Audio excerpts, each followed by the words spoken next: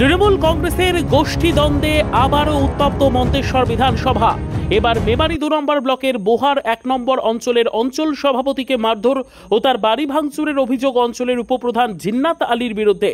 অঞ্চল সভাপতির অভিযোগ, উপপ্রধান জিন্নাত আলী তার গুন্ডা বাহিনী নিয়ে তার বাড়ি ভাঙচুর করেছে এবং আতঙ্কিত করে রেখেছে এলাকাকে।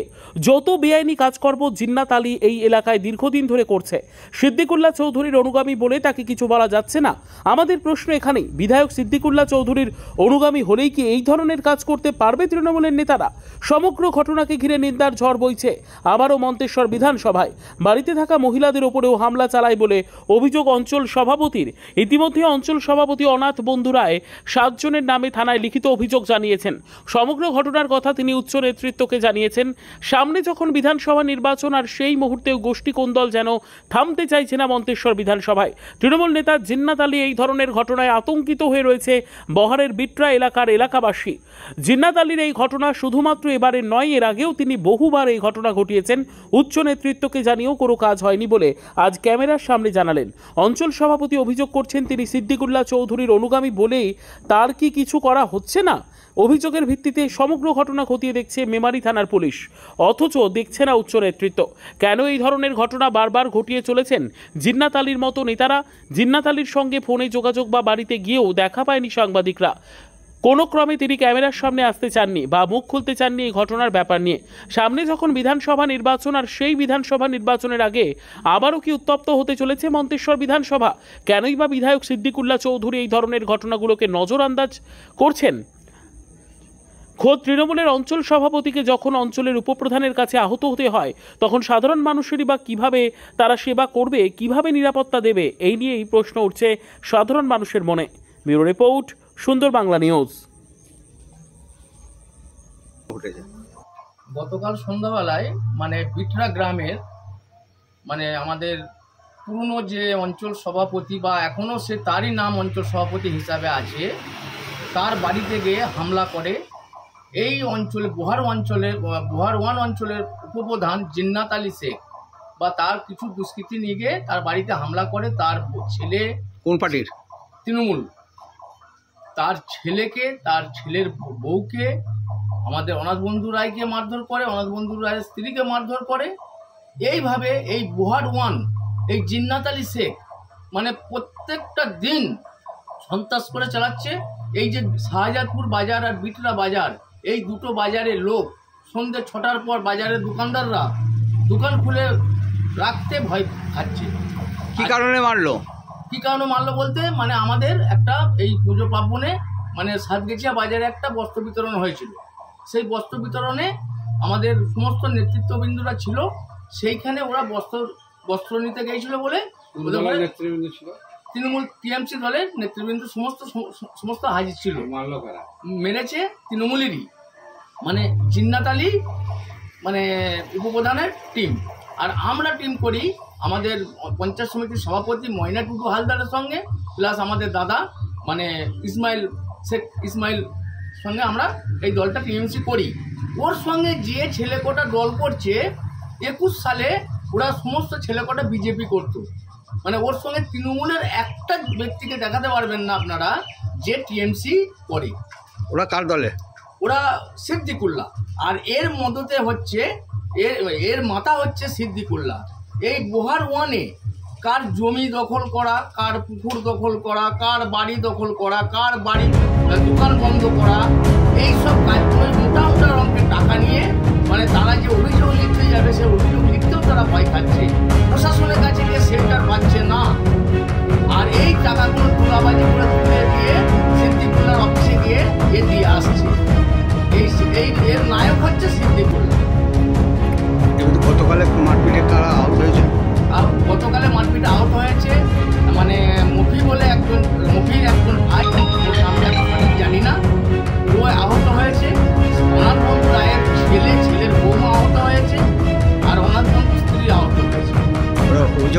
ওরা অভিযোগ করেছে। এখনো পর্যন্ত পুলিশ কোনো স্টেপ নেয়নি। ওরা এই 1 ঘন্টা আগে হসপিটাল থেকে ছুটি নিয়ে বাড়িয়ে। আচ্ছা, আজকের বিকালে ওরা প্রোগ্রাম করেছে যে আজকের বিকালে তুফান শেখ তার বাড়ি ভাঙচুর করা হবে। বুলবুল মণ্ডল, আমি যে বলছি, আমার দোকান, চালের দোকান, আমার দোকান ভাঙচুর করা হবে।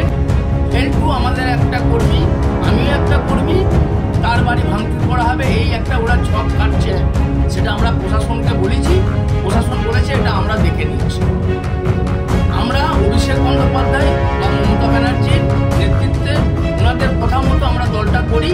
আমরা বহু পুরনো কর্মী তৃণমূলের, আর আজকে যারা এই সন্ত্রাসী করছে এরা কেউ তৃণমূলের নয়, এরা সমস্ত সিপিএম বিজেপি থেকে আসা ব্যক্তি কটা, আর সব কটা মাতাল, সবসময় মাল খেয়ে থাকে। কোনো সংগঠন নেই গোয়ার ওয়ানে, তৃণমূলের কোনো সংগঠন নেই বা সংগঠন আমাদের ঘরেও করতে দিচ্ছে না। আপনার নাম?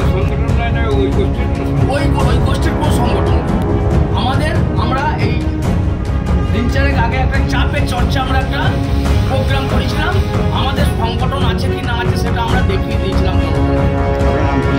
আমার নাম হচ্ছে প্রফুল মণ্ডল, গোহার ওয়ানের, আমি মহিষপুর গ্রামের বাসিন্দা। ঘটনাটা খুব মামুলি ঘটনাই প্রায়, কিন্তু দীর্ঘদিন ধরে আমার এলাকার এখন বর্তমান যিনি নেতা জিন্নাত, এই জিন্নাত এলাকাটাকে এখন সন্ত্রস্ত করে রেখেছে। আমি দলের প্রথম দিন অর্থাৎ 98 সালের প্রথম দিনে দলের কর্মী, এবং সেই থেকে অঞ্চলের অদ্যবধি সরকারিভাবে আমি কিন্তু অঞ্চলের সভাপতি। আমার নেতৃত্বে এই অঞ্চল উর্বর হয়েছে। এই অঞ্চলের মানুষের শান্তি শৃঙ্খলা যেটা ছিল, এই বিগত 2.5-3 বছরে জিন্নাত এসে মানুষের একটা সন্ত্রস্ত পরিবেশ, কারো জমি লুট করে নেওয়া থেকে শুরু করে মানুষের কাছে তুলাবাজি থেকে শুরু করে, এমনকি উনি এখন পঞ্চায়েতের উপপ্রধান মেম্বার, আমিও পঞ্চায়েতের উপপ্রধান, পঞ্চায়েতের মেম্বার, কৃষি সঞ্চালক। তো সেই জায়গায় দাঁড়িয়ে উনি মানে পঞ্চায়েতের গাছ বিক্রি থেকে শুরু করে এমনকি মানুষের পাড়ায় পাড়ায় যে মানে নলকূপ আছে, যে নলকূপ দিয়ে মানুষ একটু জল খায়, সেই কলগুলো শুধু তুলে বেছে দিয়েছে। এ নিয়ে আমার প্রথম দিন থেকে ওনার সঙ্গে দ্বন্দ্ব, এটা হতে পারে না, এটা পঞ্চায়েতি রাজ নয়, এটা পঞ্চায়েতি নিয়ম নয়। আমার সরকার যখন মানুষের উন্নয়ন করতে চাইছে আর সেই সময় তুমি পঞ্চায়েতটাকে ধ্বংস করে দিচ্ছ, এই নিয়ে আমার সঙ্গে দ্বন্দ্ব কিন্তু আজ থেকে প্রায় 2 বছর ধরে। এই 2 বছরের মাথায় আমাকে প্রতিবার কিন্তু আঘাত করেছে আর প্রতিবার মেরেছে।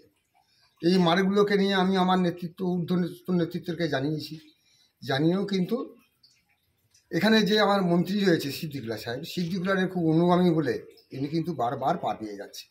অথচ আমি কিন্তু আজও পর্যন্ত স্থায়ী সভাপতি, সরকারিভাবে জেলা বলুন বা রাজ্য বলুন, রাজ্যের যে সমস্ত প্রোগ্রাম হয় সেই প্রোগ্রামেতে আমি অঞ্চল সভাপতি হিসেবে অংশগ্রহণ করে থেকে থাকি। কিন্তু একটা অস্থায়ীভাবে সভাপতি করে রেখে দিয়ে এরা লুটের রাজত্ব চলেছে, এই লুটের রাজত্বের বিরুদ্ধে আমি প্রতিবাদ করি। এটা হলো একটা দিক। দ্বিতীয় কথা হচ্ছে গতকাল রাতে কি হয়েছিল? গতকাল এই দ্বিতীয় হচ্ছে যে এই দুর্গাপুজোকে সামনে রেখে আমাদের নেত্রী যে সরকার যে টাকা দিচ্ছে, এ নিয়ে আমাদের নেতা অর্থাৎ জেলার সহসভাপতি, বর্ধমানের খাদ্যের নিয়ে আপনার মেন্টর জেলা পরিষদের, উনি ঠাকুর পরিক্রমায় আসার কথা। সেই মুহূর্তে আমি বললাম তাহলে ঠিক আছে, তাহলে একটা চা চক্রের আয়োজনও করা হয়। যে চা চক্রের আয়োজন করেছিলাম, সেই চা চক্রেতে বেশ কিছু মানুষ এখানে অংশগ্রহণ করেছিল এবং নেতাও এসেছিলেন। সেই চা চক্রটা পরে এরা কিন্তু প্রতিবাদ করতে শুরু করলো, মানে মারামারি করতে শুরু করলো, এবং এলাকাটাকে এমন সন্ত্রস্ত। গতকাল আমাদের ঠাকুর বিসর্জন হয়েছে, সেই সকালবেলা থেকে এলাকায় একটা তটস্থ অবস্থা। আমি আমার আত্মীয় একজন রুগী ছিল, সেই রুগীকে রেখে আমি কাল সকালে ঠাকুর বিসর্জন বা গ্রামের শান্তি শৃঙ্খলা বজায় রাখার জন্য আমি এসেছি। সেই মুহূর্তে ঠাকুর যেই বিসর্জন হয়ে গেল, আমার বাড়িতে এসে চড়া হলো, শালা তুই যে ইসমাইলের সঙ্গে পার্টি করবি, জেলার মূল স্রোতের সঙ্গে থাকবি না, এই বলে মারধর করে প্রথমে তো দরজাগুলো ভাঙচুর আরম্ভ করে। কালকে কটার সময়? এই 6:30 সন্ধ্যে? পুরো 6:30 সন্ধ্যে। আমি সেই মুহূর্তে বাজারই ছিলাম, বাজার থেকে তখনই এসেছি জাস্ট 3-4 মিনিট দিয়ে ওরা আমায় ফলো করছে না বাড়িতে ঢোকার নিয়ে। বাজারে হয়তো এটা করতে পারতো না, সেই জন্য আমাকে বাড়িতে ঢুকে ভাঙচুর করে। সঙ্গে সঙ্গে আমার ছেলে বউ আমরা সবাই মিলে দরজা খুলে ফেলি আর লাঠি নিয়ে তখন ফুটোফুটিভাবে যে যতপর নষ্ট করলো, এবং সেই জিন্নাত নেতৃত্ব দিয়ে এগুলো করলো। এখানে জিন্নাত দাঁড়িয়ে দিয়ে মেরে ফেল, ওদের কাঁটা সরিয়ে ফেল, আমার বিরুদ্ধে প্রতিবাদ করার কোনো জায়গা থাকবে না, এইসব উক্তি। সঙ্গে সঙ্গে আমার ছেলে বউয়ের যখন গেছে, এই সুরে বাচ্চা ছোটো লোক সবাই চাড়াল দিয়ে এত বার পর্যন্ত কেসে এইরকম যতটা আমাকে মানে ছোটো জাত বলে গালিগালাজ করা, তত রকমের এই গালিগালাজগুলো করেছে। কিন্তু গালিগালাজের পরে শুধু ছাড়িনি, আমার ছেলেটাকে প্রাণে মেরে ফেলার চেষ্টা করেছিল। বড় বাঁশ দিয়ে যখন মারে, সেই মারার অবস্থায় আমার ছেলে কিন্তু বাঁশটাকে আটকার চেষ্টা করে, হাতটা ফ্র্যাকচার হয়েছে দেখেছেন, হাতের ব্যথা, এখন ছবি তুলতে বলেছে। আমার ছোট অল্প বয়সী বৌমা, এই অল্প বয়সী বৌমা তার যখন আটকা যায় তার স্বামীকে, তার চুলের মুঠি ধরে, এটা মানে কোনো ভাবা যায় না, সভ্য সমাজে এটা হতে পারে না। এবং তৃণমূল কংগ্রেসের এরকম কোনো শৃঙ্খলাই নেই, এরকম হতে পারে না। তৃণমূল কংগ্রেসের কর্মীরা এরকম করতে পারে, এটা আমার মানে ভাবতে লজ্জা লাগছে। কারণ করেছি দিয়ে এলোটা বাড়ি সর্বাঙ্গ মানে মানে কী ভাষাটা প্রকাশ করতে পারবো না। ঠিক আছে, ওইভাবে সঙ্গে সঙ্গে আমার স্ত্রী রঞ্জু রায়, উনি গিয়ে দুটো ছেলে মানে বৌমাকে ওই ছেলেকে আটকাতে যায়, ওনার চুলের মুঠিটা ধরে যে শুধু টেনে নিয়ে চলে যাওয়ার চেষ্টা করছি। আপনারা অভিযোগ করেছেন পুলিশের কাছে? হ্যাঁ, আমরা গতকাল এরকম ঘটনা ঘটার পর আমি আমাদের জেলার সহসভাপতি মোহাম্মদ ইসমাইলকে জানাই। মোহাম্মদ ইসমাইল ওটাকে আমাকে থানায় অভিযোগ করতে বলে। সঙ্গে সঙ্গে পুলিশের গাড়ি আসে, পুলিশের গাড়ি এসে আমাদের পুলিশের গাড়ি করে নিয়ে গিয়ে পালাটি হসপিটালে যখন যাই, ওনারা দেখে শুনে আমাদের ঘরে ছাড়েনি, কেউ ভর্তি করে নেয়, করতে বলেছে, আমরা করবো। দিয়ে এই মুহূর্তে আমরা এখন আপাতত বাড়িতে এলাম, কিন্তু যা পরিবেশ আছে। অভিযোগ করেছেন তো? হ্যাঁ, অভিযোগ করেছি। কিন্তু কজন নামে করেছেন? আমি 7 জনের নামে অভিযোগ করেছি। আর যারা এসেছিল কতজন লোক? ওরা মোটামুটি 30 জন। অন্ধকারে তো আমি সবাইকে চিনতে পারিনি, যেগুলোকে চিনতে পেরেছি সেগুলো আমি জোনাস হাতে। এবং তার মুখ্য ভূমিকায় ছিল জিন্নাত, এবং জিন্নাতের আরও সব পরিবার। ওই 7 জন তো আমি অভিযোগ করেছি, একাধিক মানুষ ছিল, সেটা কমপক্ষে অন্তত 20 জন তো বটেই। এখন কেমন অবস্থায় আছে? এখন কী হচ্ছে, এই মুহূর্তে আমি বাড়িতে এলাম, বাড়িতে এই হাসপাতাল থেকে ছেড়েছি, আমি বাড়ি এলাম। এখন এমন একটা পরিস্থিতিতে আছি, আমি ভয় এবং সন্ত্রস্ত অবস্থায় রয়েছি।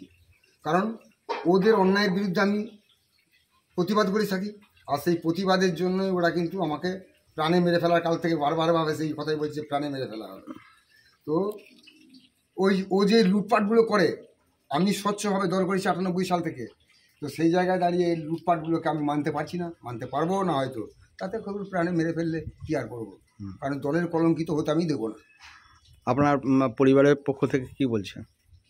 আমার পরিবারের পক্ষ থেকে এরা এখন খুব মানে আশঙ্কায় রয়েছে যে সবসময় তো আমি বাড়িতেই থাকি না, কর্মের জন্য হয়তো বিভিন্ন জায়গায় যেতে হয়, কাজের কর্মে যেতে হয়, মাঠে ঘাটে যেতে হয়। তো সেক্ষেত্রে এরা নিজেরা নিরাপত্তা বোধ করছে। আমার ছেলেও এখানে থাকে না, ছেলে এই পুজো উপলক্ষে বাড়িতে এসেছে, বোম্বে থাকে, সিটি কোর্টের কাজ করে। তার চলে গেলে পরে আমার এই ছোটো অল্প বয়সী বৌমা, আমার স্ত্রী থাকে, ওরা নিজেরা খুব প্রাণের মানে আশঙ্কায় ভোগ করছে। আপনার নাম? আমার নাম অনাথ বন্ধু রায়, বোহার 1 নম্বর অঞ্চল তৃণমূল কংগ্রেসের সভাপতি স্থায়ীভাবে, এবং বোহার 1 গ্রাম পঞ্চায়েতের কৃষি ও সমবায়ের সঞ্চালক, নির্বাচিত